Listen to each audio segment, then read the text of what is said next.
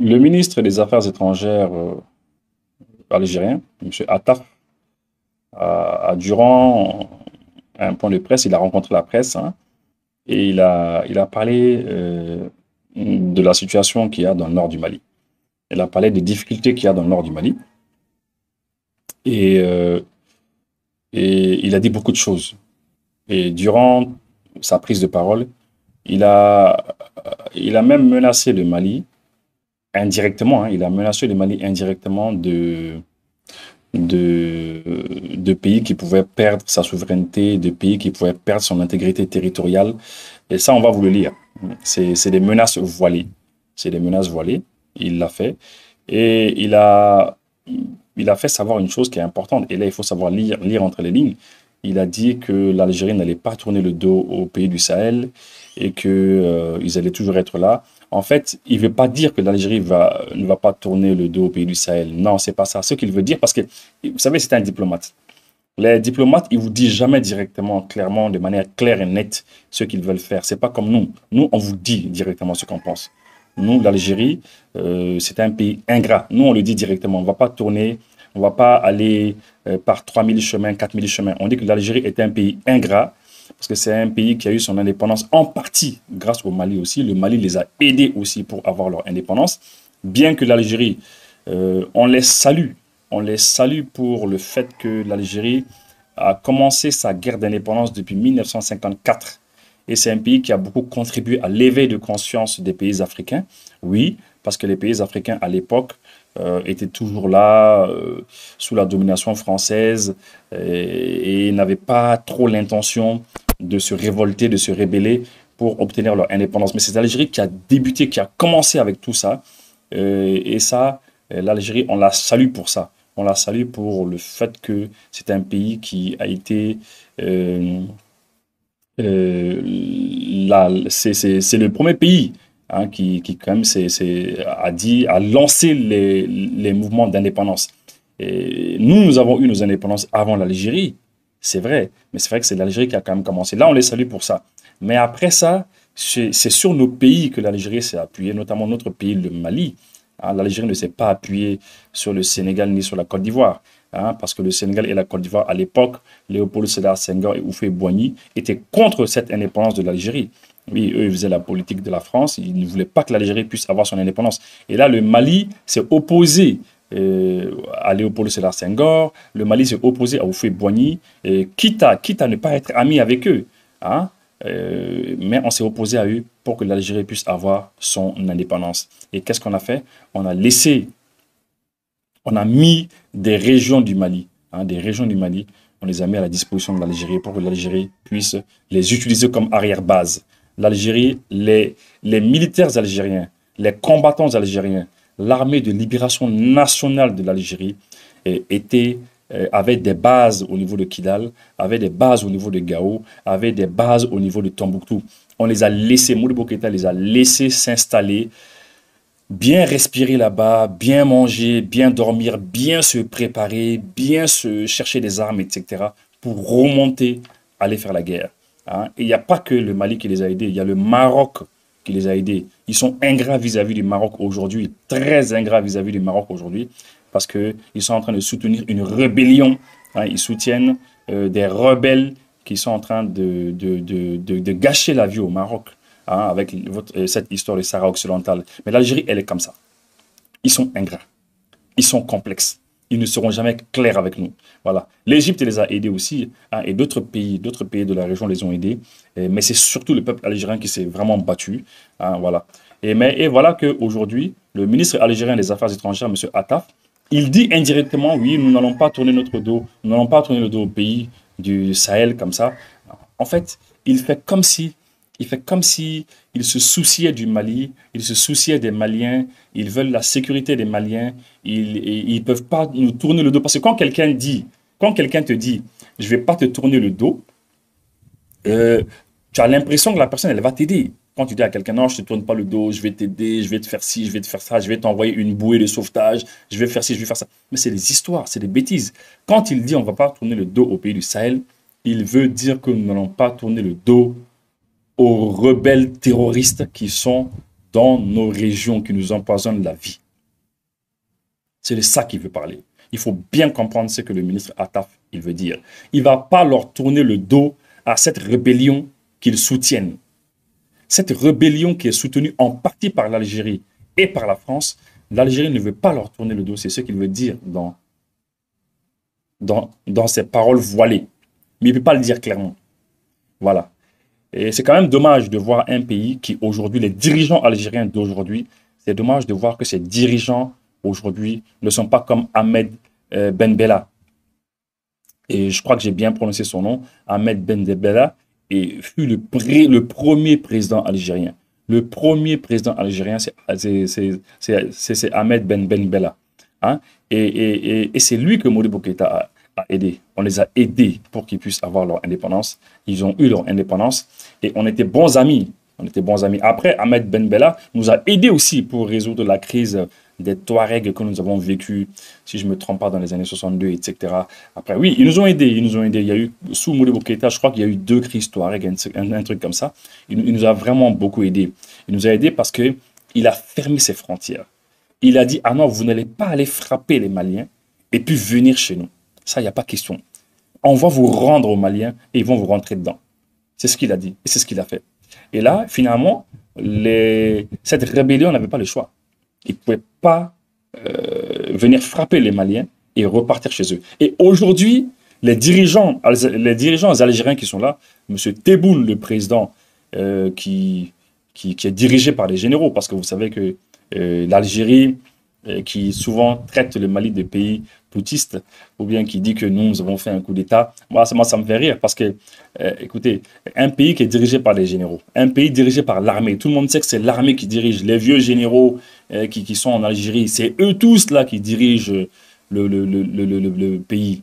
Et chacun a ses intérêts, chacun fait ses business à côté. Hein, et le président ne peut pas faire toujours ce qu'il veut. Hein. Ah oui, en Algérie, on le sait. Hein. Et un pays militaire comme ça, qui est dirigé par des militaires, qui va venir dire à un autre pays que oui, bah, écoutez, vous, chez vous, il y a eu un coup d'État, vous êtes dirigé par des militaires, etc. Ça fait plutôt rire. Vous voyez? Alors, c'est dommage que ces dirigeants d'aujourd'hui ne reconnaissent pas ce que le Mali a fait hier.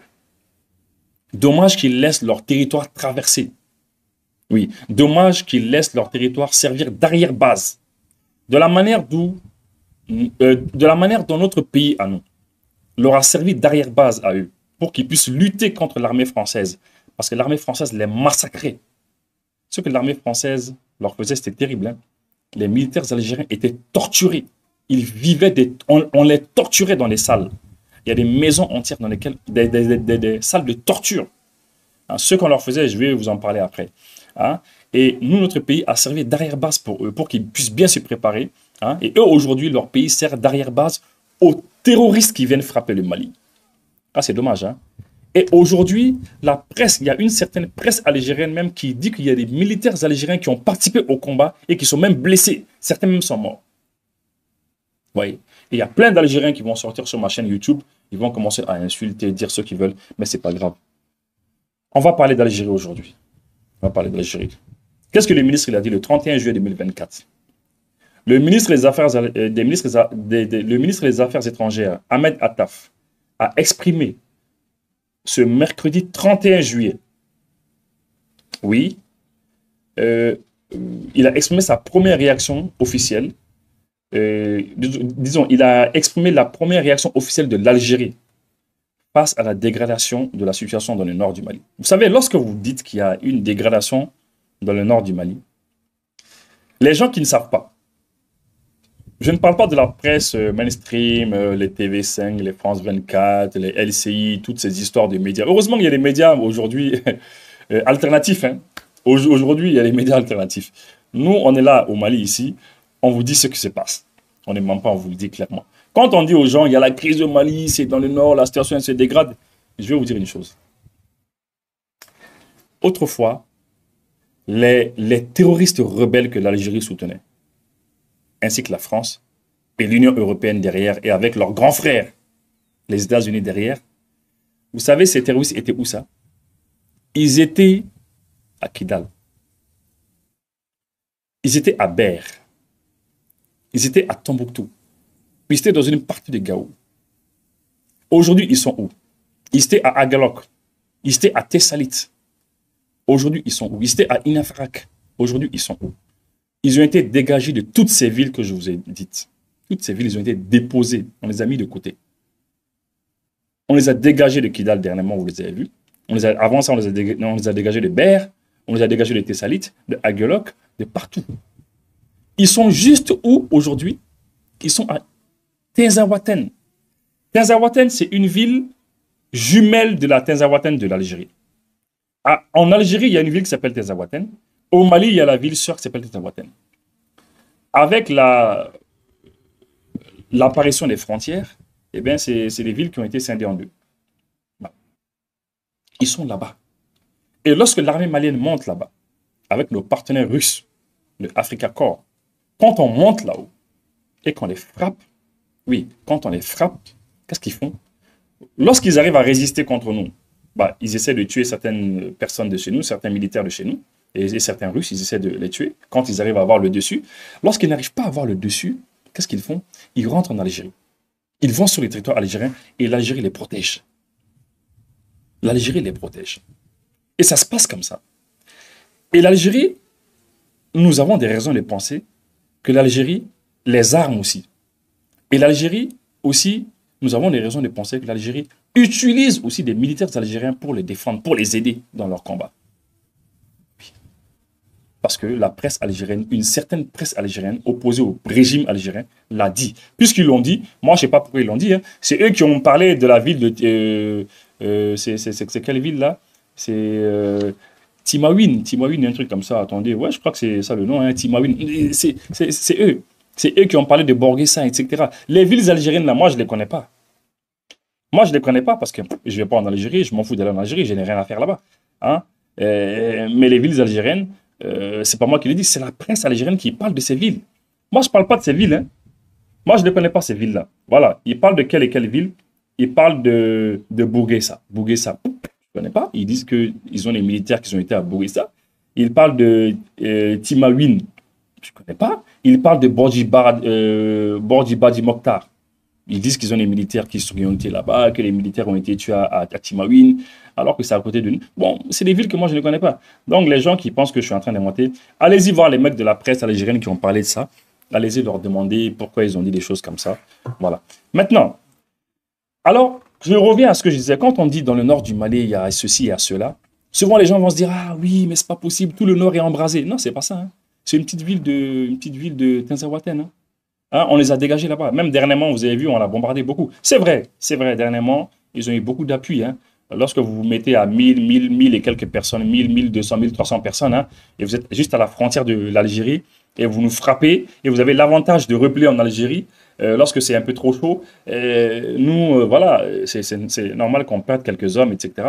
Mais ce n'est pas pour autant que les combats vont finir. Les combats vont continuer.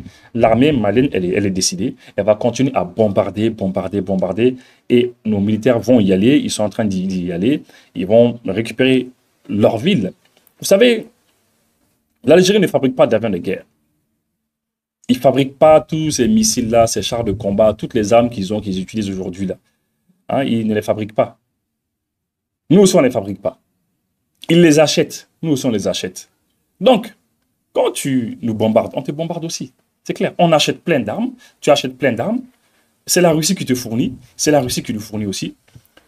Tu nous bombardes, on te bombarde. C'est simplement cela. C'est aussi simple que cela. Voilà. Maintenant, alors, pour que les gens qui pensent que c'est tout le Nord, c'est pas vrai. Hein. C'est juste une petite zone. Voilà. Voilà. Ça, c'est clair. Là. Des comptes rendus de la presse internationale ont fait état de lourdes pertes infligées cette semaine par la rébellion Touareg aux forces... voilà. Vous voyez? Ils essayent de cacher la vérité. Ils disent que, bon voilà, que c'est la rébellion Touareg qui nous a infligé une lourde défaite. À nous et à Africa Corps. Ils parlent d'Africa Corps, ils disent ex-Wagner. C'est ce qu'ils disent ici. Alors, on essaie de dire, non, attendez, l'armée malienne, elle s'est battue contre les ex-rebelles. Mais c'est pas vrai. Ce qu'on vous dit, c'est pas vrai. Mais ces gens ne peuvent pas tenir 2 minutes devant l'armée malienne. L'armée malienne de 2024, ce n'est pas l'armée malienne de 2012. Non. Ils ne peuvent pas tenir 2 minutes face à nous. C'est la raison pour laquelle ils ont quitté toutes ces villes-là. Ils sont partis maintenant près de leurs défenseurs, de leurs protecteurs, l'Algérie. Comme ça, ils nous frappent et ils rentrent en Algérie. Et nous, on ne peut pas aller, on ne peut pas traverser le territoire algérien pour aller les chercher là-bas. Oui. Alors, on ne s'est pas battu contre eux, contre ces rebelles uniquement. On s'est battu contre certains d'entre eux, mais on s'est surtout battu contre qui? Contre les groupes armés que vous connaissez, hein, Al-Qaïda et l'État islamique. Hein. Vous connaissez tous une fabrication purement américaine, tout le monde le sait. Hein. C'est contre eux que nous nous sommes battus. Hein. Et il y a évidemment des gens du renseignement ukrainien qui ont fait savoir qu'ils ont donné des renseignements, ceci, cela, même si nous savons que l'Ukraine, un pays qui n'arrive pas à défendre son propre territoire, l'Ukraine n'arrive pas à défendre son pays. L'Ukraine dit beaucoup de choses. L'Ukrainien qui a parlé l'autre jour, il dit beaucoup de choses. Mais eux-mêmes, ils n'arrivent pas à défendre leur pays. Ils recrutaient les femmes pour aller au front. Ouais. Et la plupart des tâches qui sont faites par les hommes en Ukraine, eh bien, c'est les femmes qui sont en train de les faire. Donc, c'est étonnant que l'Ukraine puisse avoir une aussi grande force de frappe ici dans le Sahel. Non, c'est pas ça. Derrière l'Ukraine, tout le monde sait qu'il y a d'autres pays. Il y a ces Européens qui sont là, ces Occidentaux qui sont en complicité. Il y a l'OTAN derrière et tout ceci. On le sait, hein. On le sait déjà, et qu'il y a des complicités, mais c'est pas grave. Nous, on va se battre, on est déterminés, on va se battre et on va récupérer l'entièreté de notre territoire. C'est contre eux qu'on s'est battu. C'est pas contre les rebelles comme ils veulent le présenter ici. Voilà. Ahmed Attaf a aussi été interrogé sur la possibilité d'une intervention militaire algérienne maintenant que le combat se déroule à ses frontières. Alors, maintenant, il y a la presse qui la presse lui a demandé est-ce que l'Algérie va intervenir militairement dans ces combats. Alors, le chef de la diplomatie algérienne n'a pas cité directement les derniers combats. Il a évoqué d'une manière globale le retour de la guerre civile au Mali. Vous voyez, le chef de la diplomatie algérienne qui parle de guerre civile. Alors, quand vous qui regardez les émissions comme ça, quand on vous dit qu'il y a la guerre civile au Mali, bon, voilà, c'est ça, les gens vont croire, parce qu'ils vont dire non, le monsieur il parle de guerre civile. Il n'y a pas de guerre civile au Mali. Hein. Ça, je vous le dis, hein, il n'y a pas de guerre civile au Mali. Au Mali, ce qu'il y a, c'est un pays, l'Algérie, qui soutient des terroristes et rebelles. Et c'est tout. Voilà. Et ces terroristes, ils viennent chez nous, ils frappent et ils repartent en Algérie. Et le temps qu'on aille les prendre, eh bien, ils fuient en Algérie, on ne peut pas aller les prendre. Et c'est comme ça. Chose que Ahmed Ben Bella avait refusé en 1962, 64, etc. C'est la raison pour laquelle on s'entendait avec l'Algérie à cette époque-là. Et Ahmed Ben Bella l'avait fait parce que nous avons utilisé plusieurs villes de nos pays, de notre pays. On les avait mises à la disposition de l'armée, de la vaillante armée algérienne de l'époque. Parce que maintenant, ce n'est plus trop le cas. Voilà. Maintenant, donc il n'y a pas de guerre civile, que chacun reste tranquille. Hein, il n'y a pas de guerre civile au Mali. N'ayez pas peur, il ne faut pas croire à tout ce qu'on vous dit. Voilà, c'est un déjà. Et ça, c'est le ministre des Affaires étrangères algérien qui dit cela. On va continuer encore. Attaf a rappelé les mises en garde de l'Algérie lorsque les autorités maliennes se sont retirées de l'accord de paix d'Algérie en janvier dernier. Vous voyez, le ministre des Affaires étrangères algérien qui met en garde, qui rappelle, hein, il dit que non, bon, on vous rappelle qu'on vous avait mis en garde, on vous avait dit de ne pas quitter l'accord d'Algérie. Parce que vous savez, l'accord d'Algérie, c'est leur chose. C'est leur chose. C'est leur chose. En fait, ils aiment mieux l'accord d'Algérie que les rebelles terroristes même qui étaient à Kidal et dans les autres villes. Ils aiment... L'Algérie soutient plus cet accord-là que ces rebelles-là. Vous voyez ça un petit peu? C'est l'Algérie qui pleure depuis que nous nous sommes retirés de l'accord d'Algérie. C'est-à-dire, on a fait du mal à l'Algérie. On leur a fait du mal le fait de se retirer de cet accord-là. Ah, c'est grave, hein? Ils ne sont pas contents. Tous les jours, les autorités algériennes rappellent cela. Tous les jours, elles nous rappellent que oui, on vous a dit de ne pas quitter l'accord d'Algérie, il faut revenir dedans, l'accord d'Algérie, l'accord d'Algérie. Parce que c'est leur chose. C'est ça qui les arrange. Mais nous, on n'est pas bêtes, on n'est pas stupides. On sait que vous êtes en train de faire du soutien à la rébellion terroriste. Cette rébellion terrorisme, ces terroristes, vous les soutenez à travers l'accord d'Algérie. On le sait. Un accord bidon qui a été fait en 2015, 2000 combien. Tout le monde sait que l'accord d'Algérie était un accord bidon fait en 2015. On le sait. Mais qui est bête? Mais suite à un complot international organisé par la France et l'Algérie et d'autres pays, vous soutenez une rébellion, vous les armez, ils viennent dans nos différentes villes, ils tuent des militaires, ils tuent des femmes, des enfants. Le Mali est à genoux, parce qu'à l'époque, je crois que le Mali aussi n'avait pas compris qu'il fallait se surarmer. Non, il n'avait pas compris cela. Hein. Depuis l'époque Moussa Traoré et puis Modibo Keïta, c'était fini. Hein. Le Mali n'avait pas compris cela. Hein. Pour les Maliens, on est en démocratie, on n'a plus d'armes, on s'en fout, et c'est fini. Et là, le Mali est à genoux. Et pendant que le Mali est à genoux, vous venez nous faire signer un accord dans lequel nous allons pratiquement perdre l'indépendance de notre pays. Lorsque vous dites dans l'accord d'Algérie, dans les volets institutionnels, vous allez dire que, bon voilà, les présidents des régions seront élus au suffrage universel direct, comme le président de la République. Mais c'est n'importe quoi. Alors, mais si vous faites une élection et que vous élisez le président des régions, les présidents des régions au suffrage universel direct, et que vous avez des députés là-bas qui se lèvent un jour, qui disent, bon d'accord, bon, c'est bon, nous, notre conseil régional a été élu au suffrage universel direct, les députés qui sont là, qui représentent le peuple, on prend notre indépendance. Alors qu'est-ce qui va se passer? On sait que les Maliens sont stupides. Alors c'est ce qu'ils ont mis dans cet accord. Et ils ont mis beaucoup de choses qui étaient vraiment nuisibles en fait à l'intégrité territoriale du Mali, à l'unité du Mali. Alors c'est la raison pour laquelle les Maliens n'ont rien fait que d'attendre. Alors ils ont attendu. Aujourd'hui, le Mali a pu se préparer, a pu se réarmer, a pu s'organiser. On a attendu le temps qu'il fallait. C'est la raison pour laquelle s'il y a une chose que nous devons saluer au président Ibrahim Boubacar Keïta, c'est d'avoir perdu le temps. On a perdu le temps. Tout le monde s'est lassé. L'Algérie s'est énervée parce que l'exécution de l'accord prenait du temps et s'est énervé. Tout le monde s'est énervé. Et ça nous a donné le temps de nous préparer. Et aujourd'hui, on est bien préparé, on est sorti de l'accord, parce que tout le monde sait que cet accord ne peut pas être appliqué. Hein? Mais l'Algérie voulait qu'on applique cet accord-là, parce que cet accord allait diviser le Mali. Ça allait faire que certains allaient prendre leur indépendance, surtout notamment leur soutien à eux là-bas. Donc on ne peut pas sortir. C'est la raison pour laquelle aujourd'hui, le seul défenseur de cet accord-là, c'est l'Algérie. La dernière fois, ils ont été au sommet des non-alignés. Là, hein. Il y avait une grande réunion des États non-alignés du monde. Mais l'Algérie a instrumentalisé là-bas aussi. Ils sont partis crier là-bas. Oui, le Mali est sorti de l'accord d'Algérie, on n'est pas d'accord.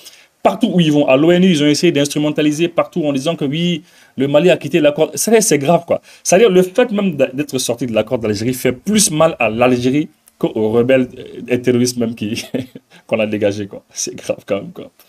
Sacrés Algériens. En tout cas, c'est ce qu'ils nous ont fait. Dans sa réaction à la décision des autorités maliennes, l'Algérie rappelle son chef de la diplomatie avait insisté sur le fait qu'il n'y a pas de solution militaire au conflit au Mali et que la solution n'est peut-être... Voilà. Monsieur Attaf, qu'est-ce que Monsieur Attaf dit? Leur ministre, il dit qu'eux, ils ont toujours dit qu'il n'y a pas de solution militaire. Parce que c'est eux les chefs, quoi. C'est eux qui décident. Si c'est vous qui allez décider s'il y a une solution militaire ou pas, on va voir. On est sur le terrain, non? On va voir s'il y a une solution militaire ou pas. Ils se prennent pour qui? Ah non, non, non, le monsieur, il prend son micro devant la presse. Ah non, non, non, il n'y a pas de solution militaire. Il y a juste une solution politique. Comme si c'est eux qui décident à la place des Maliens même. Au lieu de dire, bon, écoutez, les Maliens, essayez de régler ça politiquement entre vous là-bas. Franchement, on aimerait que vous puissiez régler ça entre vous. Vous êtes des frères. Et puis voilà. Non, non, non, non. Vous les soutenez. Et vous dites, non, non, non, on l'a dit, on vous l'a rappelé. Quand tu dis que tu as rappelé à quelqu'un, là, on sent l'insistance un peu. Tu insistes un peu en disant que oui, bon, j'insiste, je le rappelle et je lui dis qu'il n'y a pas de solution militaire. Donc, c'est qui le chef finalement? Le chef, c'est qui? Donc, c'est vous qui allez décider. Mais s'il n'y a pas de solution militaire, on mène des opérations militaires sur notre territoire depuis combien de mois maintenant? On est en train de les dégager partout.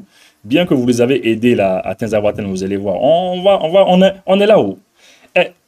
Et puis, ce qui est quand même rigolo, réfléchissons un petit peu, les Algériens. Ne soyez pas amnésiques, surtout les... Je parle principalement aux dirigeants algériens. C'est important. Je n'ai rien à voir avec le peuple. Voilà. Surtout les dirigeants, parce que c'est eux qu'on voit.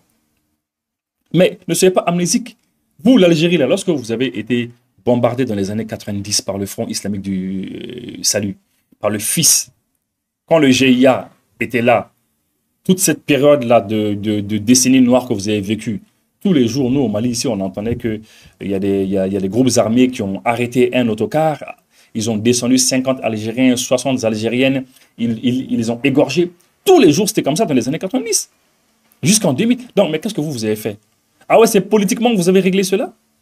Vous n'avez pas réglé cela politiquement. Vous avez d'abord réglé cela militairement. Vous vous êtes préparé militairement, vous avez réglé le problème militairement, et après, vous avez appliqué des résolutions politiques. Et parmi ces résolutions politiques, tout le monde le sait, c'est de dire, bon voilà, écoutez, ceux avec lesquels on ne s'entend pas très bien, ils vont dans le sud de l'Algérie, donc dans le nord du Mali. Parce que là-bas, c'était un no man's land. À l'époque, le Mali aussi s'en fichait un petit peu de là-bas. Voilà. Parmi ces résolutions, il y a eu cela. Donc, vous avez d'abord appliqué des résolutions militaires, la méthode militaire, après politique. Nous aussi, on applique la méthode militaire et après politique, comme vous l'avez fait dans les années 90-2000. Qui est stupide. Vous voyez? Après ça, elle avait aussi souligné que parmi les avantages de l'accord d'Algérie, et puis, vous voyez, il parle toujours des avantages de l'accord d'Algérie. Toujours, parce que c'est lui l'ambassadeur. Le ministre des Affaires algérien est devenu l'ambassadeur de l'accord d'Algérie. L'ambassadeur, monsieur l'ambassadeur de l'accord d'Algérie. L'émission d'aujourd'hui, elle va être longue hein, et elle va être très instructive, il faut la suivre. Elle a aussi souligné que parmi les avantages de l'accord d'Algérie, c'est qu'il a préservé la souveraineté, l'intégrité territoriale et l'unité nationale du Mali et que l'abandon de cet accord va porter préjudice à tous ces acquis. Donc, le ministre essaye de nous menacer. Les Maliens, il faut écouter. Hein. Le ministre dit que, bon voilà, le ministre algérien dit que, bon voilà, que parmi les avantages de l'accord d'Algérie, que ça a préservé la souveraineté du Mali, ça a préservé l'intégrité territoriale du Mali, ça a préservé l'unité nationale du Mali, et qu'avec l'abandon de l'accord d'Algérie, parce que lui, il est toujours dans l'accord d'Algérie. Nous, on l'a quitté depuis janvier passé, mais lui, il est dedans toujours. Il dit que, bon, voilà, que ça va porter préjudice à tous ces acquis. Ça veut dire quoi? Ça veut dire qu'avec leur complicité, ils vont tout faire pour que le Mali puisse perdre sa souveraineté, ils vont tout faire pour que le Mali puisse perdre l'intégrité territoriale et l'unité nationale. Ils vont tout faire pour cela. Voilà. C'est ce qu'il a dit, hein. Il le dit indirectement. Par rapport à l'intervention militaire algérienne, est-ce qu'ils vont venir, ils vont envoyer des militaires? L'Algérie avait dit, à la même occasion, qu'elle ne peut pas tourner le dos à ce qui se passe dans la région du Sahel. Parce que la sécurité, la sécurité et la stabilité de la région, c'est notre sécurité. Donc ils disent qu'eux, ils ne vont pas tourner le dos au Sahel, que parce que leur sécurité aussi y dépend. Mais en réalité, ce qu'il veut dire, le ministre, il veut dire qu'il ne va pas tourner le dos aux rebelles terroristes. Ils ne vont pas leur tourner le dos. Donc, c'est leur soutien qu'ils apportent à ces gens-là. C'est ce qu'il veut dire. C'est un diplomate. Il ne va pas dire les choses autrement. C'est comme ça qu'il le dit. Ils ne vont pas leur tourner le dos. Ils vont continuer à les soutenir. C'est ce qu'ils vont faire. Tout ce que nous redoutions,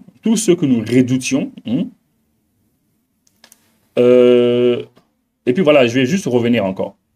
Si réellement les Algériens, ils veulent la sécurité de la région, la sécurité du Sahel et puis de l'Algérie.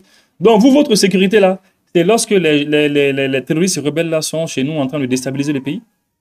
C'est ça. C'est ça votre sécurité à vous. Votre sécurité, c'est ça. Au lieu de leur dire non, vous n'allez pas frapper les Mali, vous n'allez pas venir frapper les Mali et rentrer chez nous, parce qu'on va vous bloquer.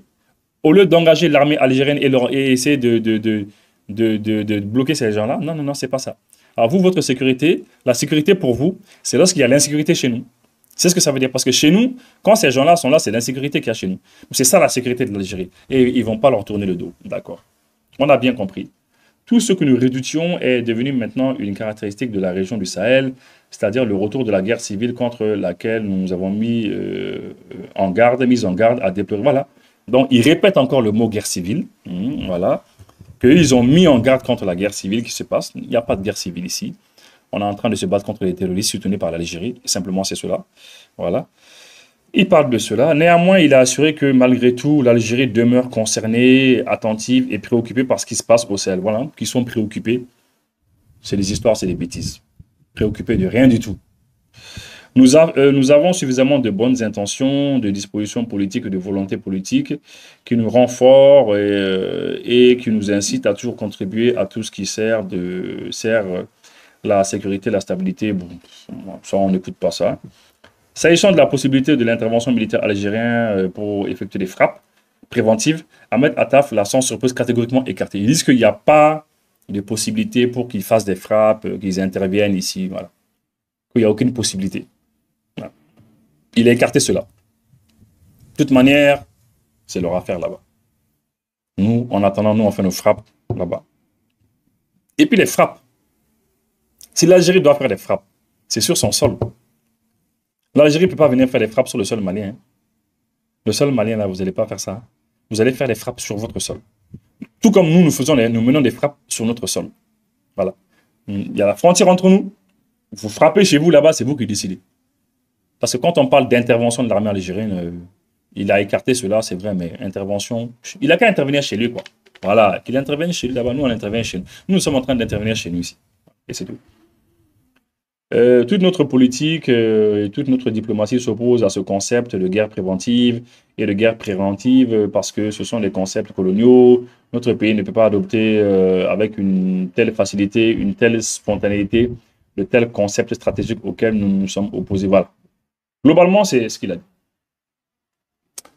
Maintenant, ce que moi je veux dire, c'est que au début de mon intervention, je vous ai parlé de l'aide immense que le Mali a apportée à l'Algérie pour que l'Algérie puisse avoir son indépendance en 1962. Lorsqu'un pays met plusieurs villes à la disposition de vos militaires, la ville de Kidal, la ville de Gao, la ville de Tombouctou, et évidemment, toutes ces villes qui sont au-dessus, hein, parce qu'ils sont passés par Tessalit, par Aguelok, par Tenzawaten, Mali, par Inafara, toutes ces villes-là. En fait, c'est notre pays qu'on a mis à leur disposition. Parce que quand on parle de 3 villes, ce n'est pas les 3 villes dans la pratique, c'est le Mali qui était à votre disposition. Vous vous êtes organisé, votre armée s'est organisée pour mener des combats. Et ça vous a aidé dans l'acquisition de votre indépendance. Vous savez, en Algérie, il y a eu plus d'1 million de morts pendant qu'ils cherchaient leur indépendance. Plus d'1 million de morts. Les militaires algériens étaient torturés. Vous savez, lorsque je vois dernièrement, les militaires maliens qui ont été arrêtés, ceux qui sont vivants qui ont été arrêtés, avec certains militaires russes qui ont été arrêtés, notamment d'Africa Corps, qui ont été arrêtés, et je vois qu'ils ont été torturés. Je me dis que ceux qui le font ne connaissent pas l'histoire. L'Algérie qui accepte cela à ses frontières ne connaît pas l'histoire peut-être. Si vous connaissez l'histoire, je vais vous faire voyager dans le temps. Eh bien, je ne vais pas vous faire voir les images. Parce que les images sont cruelles. Mais l'armée algérienne, lorsqu'elle était torturée, on a les images de l'armée algérienne quand elle est torturée. En Algérie, lorsque vous étiez torturé... Nous sommes actuellement devant l'endroit où étaient torturés les soldats algériens. Voilà, vous avez entendu. Vous avez entendu. Il faut écouter. Nous sommes actuellement devant l'endroit où étaient torturés les soldats algériens. Regardez, ici c'est l'entrée. Et ce qu'on va trouver devant, c'est la liste principale des gens qui sont morts sous la torture. C'est-à-dire qu'ils, bien sûr, n'ont pas dénoncé ou même peut-être n'avaient pas d'infos ou quoi. Et ils ont été tués sous la torture. Ici, à l'entrée, vous allez voir qu'on a pas mal de personnes qui sont tombées martyrs dans les alentours. Donc, il y a autant des personnes qui sont tombées sous la torture, autant on a des personnes qui sont tombées dans les rangs de bataille. Donc, on en a 183 juste là affichés. Certains, comme vous le voyez, on a leur photo. D'autres, du coup, on n'a pas la photo. Mais généralement, on a les circonstances de comment il était mort. C'est écrit juste en dessous. Allah Azza wa Jalla leur fasse miséricorde. D'ailleurs, vous allez voir, il y a le Aïnouz dont je vous ai parlé, celui de ma famille. Donc lui, c'est celui dont l'école a porté son nom, donc Aïnouz Mohamed. Et là, c'est un autre Aïnouz qui lui est décédé sous les tortures. Qu'Allah leur fasse miséricorde. Là, on va regarder les différents tortures qu'il faisait. Préparez-vous parce que vraiment, ça brise le cœur. Donc le premier, c'est la torture sur les femmes par le chalumeau. Donc, ils torturaient. Vous voyez, les militaires français, entre 1954 et 1962, les militaires français faisaient subir des tortures même aux femmes algériennes. Et c'était des tortures au chalumeau. Vous entendez, au chalumeau. Quand on utilise le feu pour torturer des femmes, c'est grave. Comme vous allez voir, je vais couper le son parce qu'il y a des enregistrements où les Français demandent, posent des questions, etc. et des châchis. Donc comme vous voyez, hein, elles sont principalement ici au chalumeau, mais elles sont aussi pendues, par exemple pour celle qui est debout, par ses cheveux. Les Français ont pendu des femmes par les cheveux. On les a pendues. On les a tuées. Et c'est ce que ce peuple subissait. Et Modibo Keïta a vu ça. Les dirigeants maliens ont vu ça, ils ont dit non, on ne peut pas accepter cela. Ils n'ont qu'à utiliser les Mali comme arrière-base. Oui, ils la pendent par ses cheveux. Puis ici, c'est torture avec l'électricité.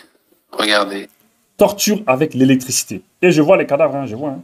Torture avec l'électricité. C'est-à-dire, on leur mettait l'électricité à ces militaires algériens. Ces vaillants combattants algériens qui voulaient se battre uniquement pour avoir leur indépendance. Indépendance simplement. Modibo Keïta a dit, il a dit que nous, les Africains noirs, nous, les Maliens, on a eu notre indépendance en 1960. Mais on ne va pas arrêter le combat tant que toute l'Afrique n'aura pas son indépendance. Ils connectaient sur les tétons, etc. Il y a différents endroits. Et on mettait l'électricité sur leurs tétons. Sur leurs tétons, imaginez un petit peu. Hein. Sur leurs tétons, on mettait le courant là-bas.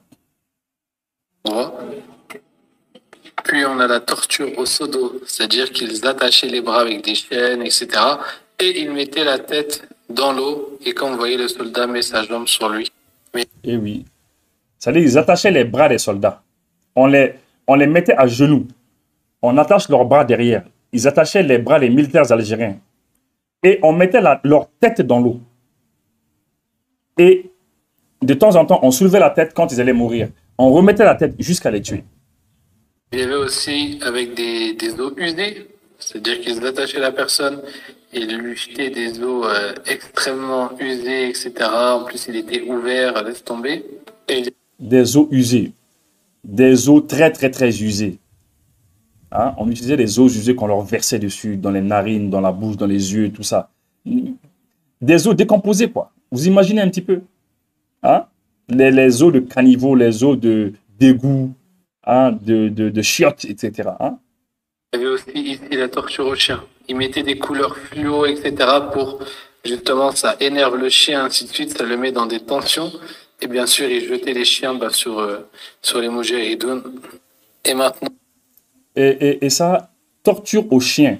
C'est les chiens qui bouffaient les militaires algériens. Mais les chiens. Et on mettait des couleurs fluorescentes sur les soldats algériens, comme ça. Ça excitait le chien, et le chien partait les manger. On descend dans une cave. Dans cette cave-là, il y avait des prisonniers. Et regardez comment c'est petit.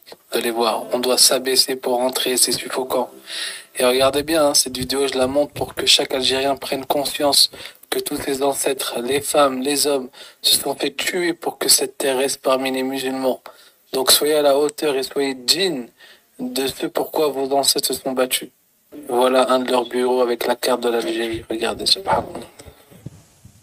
Ouais, c'était terrible. Hein? C'était terrible. Ça faisait pitié. Et lorsque les Maliens ont vu ça, les Maliens ont dit non, on ne peut pas torturer les frères algériens. On ne peut pas laisser les hommes de Ahmed Ben Bella, on ne peut pas les laisser se faire torturer sur leur territoire parce qu'ils veulent se battre pour l'indépendance. Et les Maliens les ont aidés. Les Maliens ont laissé leur territoire. Les trois grandes régions du Nord, on a laissé à la disposition de l'armée de libération algérienne. Et aujourd'hui, c'est l'Algérie qui les soutient, qui fait la même chose, mais cette fois-ci avec les terroristes contre nous, en 2024. Ahmed Ben Bella, il doit se retourner dans sa tombe. Hein. Tous ces leaders algériens, tous ces combattants doivent se dire, ah non, mes frères algériens, les autorités algériennes ne doivent pas faire cela.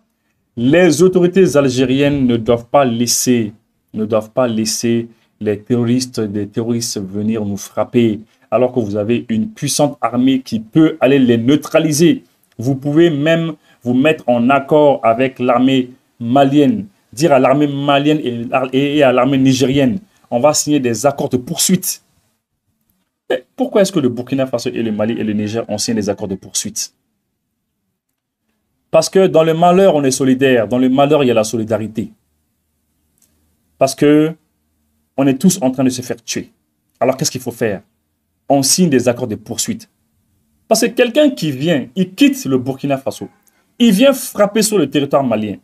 Après ça, quand les Maliens se fâchent, l'armée malienne pourchasse la personne et la personne, elle rentre sur le territoire burkinabé. Et c'est fini. Il dit non, non, non, vous n'avez pas le droit de me toucher. Après, il se prépare encore sur le territoire burkinabé. Il vient frapper encore sur le sol malien. Vous pensez que c'est acceptable cela? Ou bien, côté Niger aussi, ou bien quelqu'un qui est sur le territoire malien, il va au Burkina, il frappe, il vient se cacher ici au Mali. On ne peut pas laisser faire cela. Tout comme au Niger. Tu ne peux pas frapper le Niger et venir t'installer au Mali ici. Tu ne peux pas frapper le Mali et aller t'installer au Niger. C'est comme ça. C'est pour ça que nous, on s'est donné la main, on a fait une confédération. Solidarité dans les malheurs. L'Algérie, si le ministre algérien des Affaires étrangères, M. Attaf, s'il voulait réellement la sécurité du Sahel, si c'est vrai ce qu'il disait, si ce n'était pas un hypocrite, si ce n'est pas de l'hypocrisie, il aurait dit à Tebboune, Tebboune même aurait pu lui dire, non, écoutez, signons un accord de poursuite avec l'armée malienne et l'armée nigérienne. Signons un accord de poursuite, droit de poursuite. Comme ça, on allait prendre en sandwich ces terroristes-là. Maintenant, ils ne veulent pas faire cela. Ils les protègent.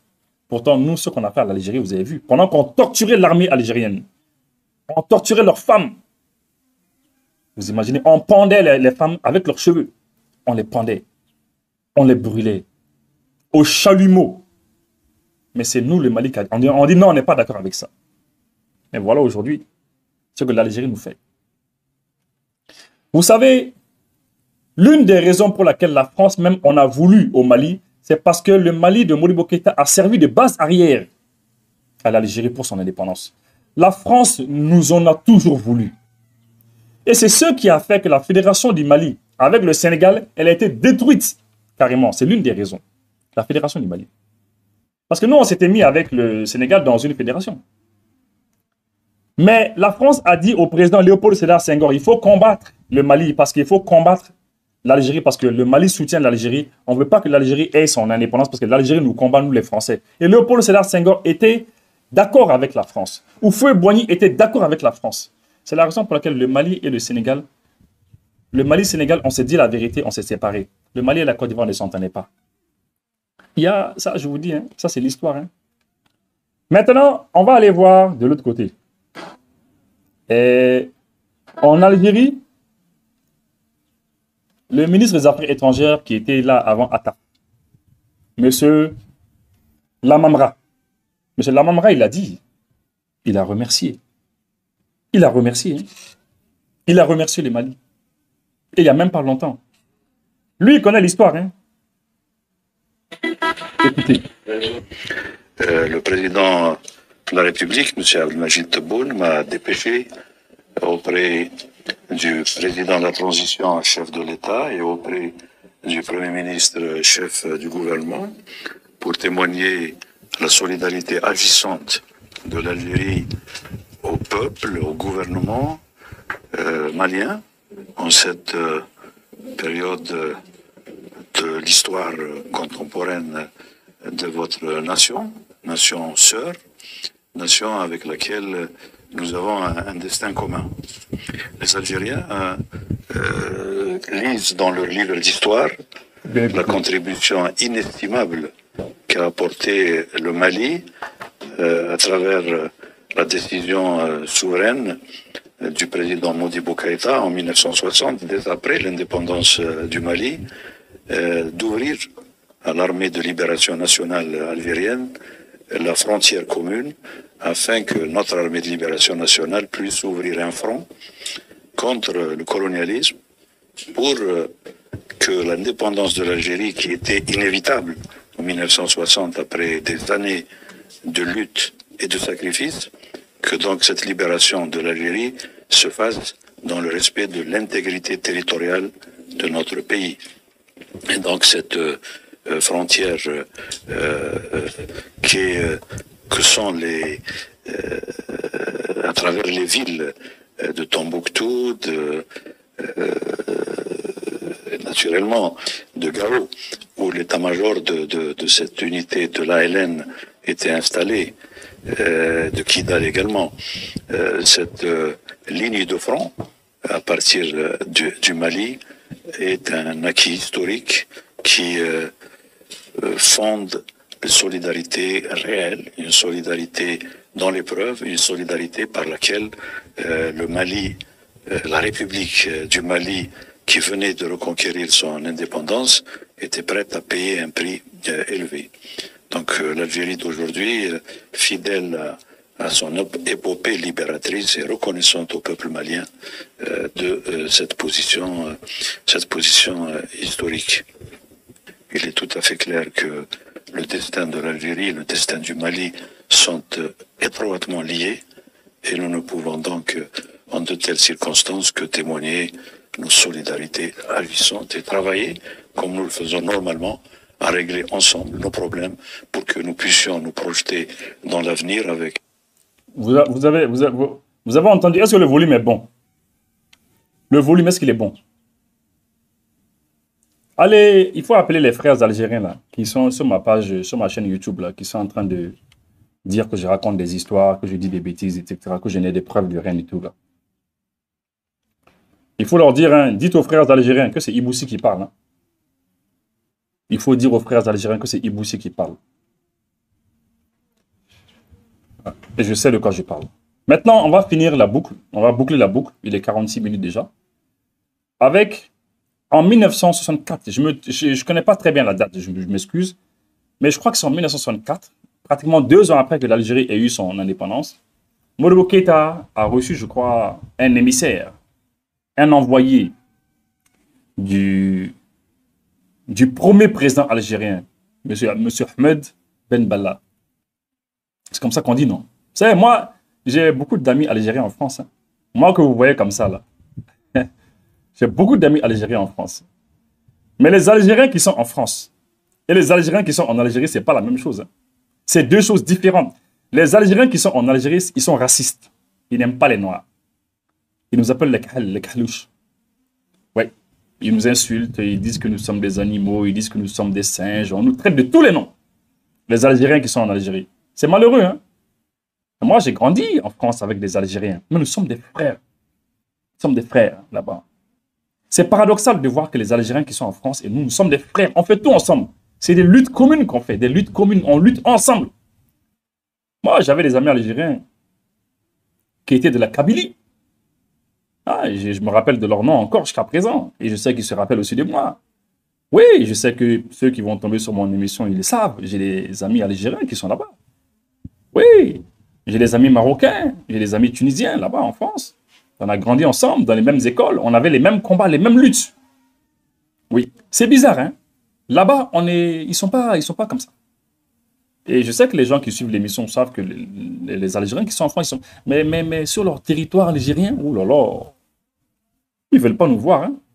C'est le racisme, c'est dommage, hein. On va écouter en 1963-64, lorsque l'émissaire de Ahmed Ben Bella est venu. Le premier président algérien est venu voir Modibo Keïta. Est-ce que ce n'est pas l'ambassadeur d'ailleurs? Il est venu remercier. Nous sommes actuellement devant l'endroit où était... Président, je vous demande la permission et mon excuse car je tenais à vous dire que je suis chargé d'une autre mission de reconnaissance du peuple algérien, de son président et de l'armée de libération nationale.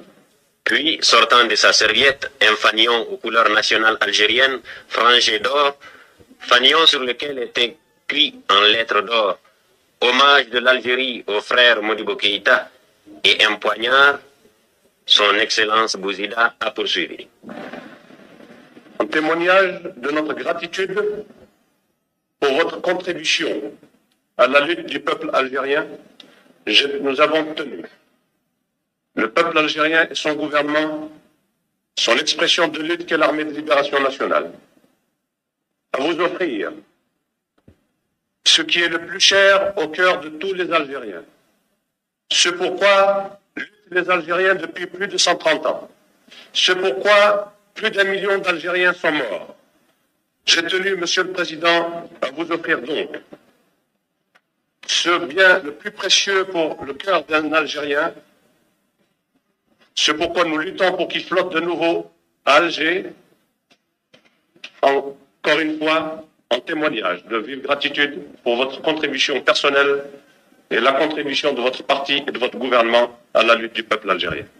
Vous me permettrez également, Monsieur le Président, d'offrir à votre Excellence ce symbole de la lutte de l'armée de libération nationale, également en témoignage de notre armée pour votre fraternelle solidarité. Le président Modibo Keïta a répondu à son Excellence Bouzida en ces termes. Excellence et chers frères de combat, la cérémonie que nous vivons, par la signification que vous lui donnez, et que moi-même je lui donne, revêt à nos yeux d'une importance particulière en raison des événements que vivent les combattants algériens. Vous êtes chez vous, en République du Mali, sur une terre africaine, sur une terre qui est le prolongement de la terre algérienne et qui, comme vous le rappeliez si bien, dans le passé, a eu avec sa sœur, la terre d'Algérie, des événements communs à affronter, des problèmes communs à résoudre. Pour nous, vous représentez un pays frère. Donc vous n'êtes pas pour nous un ambassadeur au terme propre du mot, parce que nous savons que les objectifs que vous suivez et que nous-mêmes nous poursuivons sont les mêmes, aussi bien dans leur définition que par les moyens et les voies que nous voulons choisir pour les atteindre. Vous avez évoqué la solidarité du peuple malien vis-à-vis du vaillant peuple algérien qui se bat. Je vous dirais plutôt que c'est le peuple malien qui vous doit de la reconnaissance, qui doit de la reconnaissance au peuple algérien qui a sacrifié des centaines de milliers de ses meilleurs fils pour que les peuples africains puissent s'éveiller à la conscience de lutte et revendiquer leur indépendance. Les sacrifices que le peuple algérien, c'est sur cela que s'est édifiée l'indépendance de tous les peuples africains. Et nous n'oublierons jamais que malgré les épreuves difficiles que connaissait votre peuple, nos amis du FLN et du gouvernement provisoire de la République algérienne n'ont pas manqué d'apporter au peuple du Mali, au lendemain des événements douloureux que vous avez évoqués tout à l'heure, une solidarité agissante et une assistance que nous n'avons jamais prise en défaut. Excellences et chers frères de combat, nous nous réjouissons, et tout le peuple du Mali se réjouit de la fin prochaine des hostilités, afin qu'ayant été l'artisan de l'éveil de conscience des peuples africains pour leur libération, vous soyez à côté, un peuple indépendant, souverain, un facteur déterminant. Voilà. Bon, globalement, vous avez compris. C'est l'envoyé, c'est l'émissaire de Ahmed Ben Bella, le premier président algérien. Il est venu remercier Modibo Keïta. Je crois qu'il était ambassadeur à l'époque, je ne sais pas qui a parlé. Et il est venu remercier, le Mali pour ce que le Mali a fait. Et je vais finir cette émission en faisant un vœu. Je fais le vœu de souhaiter que Alaka Algérie en son Aklignumana. Alaka Algérie en son Aklignumana. Autorité algérienne. Ça veut dire quoi? C'est-à-dire que Dieu puisse faire en sorte que les autorités algériennes puissent penser à ce que ce peuple malien a fait pour eux hier, qu'ils y pensent. Que Dieu leur donne cette mémoire, cette faculté de voir ce que nous leur avons fait, le service qu'on leur a rendu dans le passé, et de voir ce qu'ils nous font eux aujourd'hui. Ce que ce peuple, ce que ces dirigeants nous font aujourd'hui, c'est injuste. Parce que c'est extrêmement difficile de combattre des terroristes qui ont comme arrière-base ton voisin. C'est difficile, hein? C'est difficile parce qu'à chaque fois que tu les pourchasses, ils vont en Algérie. Merci les amis. C'était long, mais il fallait qu'on passe le message. On n'a pas encore fini avec l'Algérie. On n'a pas encore fini.